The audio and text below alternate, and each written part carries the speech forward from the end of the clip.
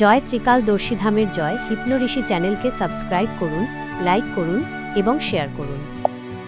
হরে কৃষ্ণ। ও কি সমস্যা ছিল বলো, জোরে বলো। নার্ভের সমস্যা ছিল, হাত কাঁপতো, হাত কাঁপতো অনেক, আর পেটের সমস্যা ছিল। পেটের সমস্যা ছিল। আচ্ছা, কত বছর?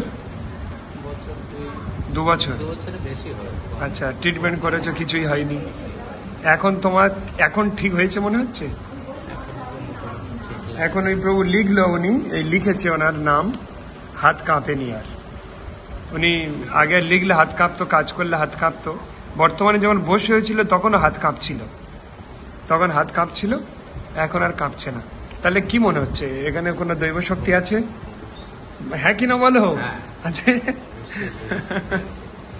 সুস্থ শক্তি তো অবশ্যই আছে, আর বিশ্বাস করিয়ে এসছি আমি।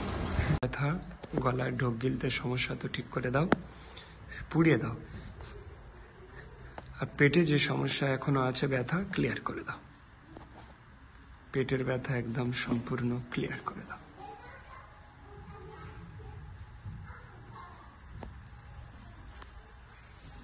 ধরে আনো, কে ডিস্টার্ব করে, ওকে তুলে আনো শরীরে।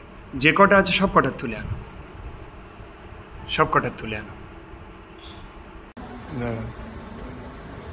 এবার বলো। পেটের সমস্যাটা ছিল বেশি, পেটের সমস্যাটা এখন আর নেই। আর টনসিলটা ফের বলো। তখন ব্যথাটা অনেক ছিল আগে, এখন খুব একটা বেশি সরাসরি করলে কিংবা গাড়ি চালালে ঠান্ডা লাগলে একটু উঠতেই টনসিলের ব্যথাটা খুব বেশি হতো, কিন্তু অনেকটা ভালো আছে। টিপে দেখো আছে কি, না লাগছে না আর? ঠিক করে দিয়েছে। টনসিলের ব্যথাটাও ঠিক করে দিয়েছে।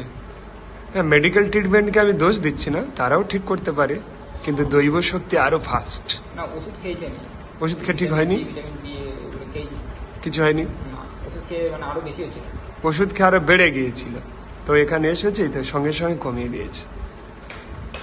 হরে কৃষ্ণ।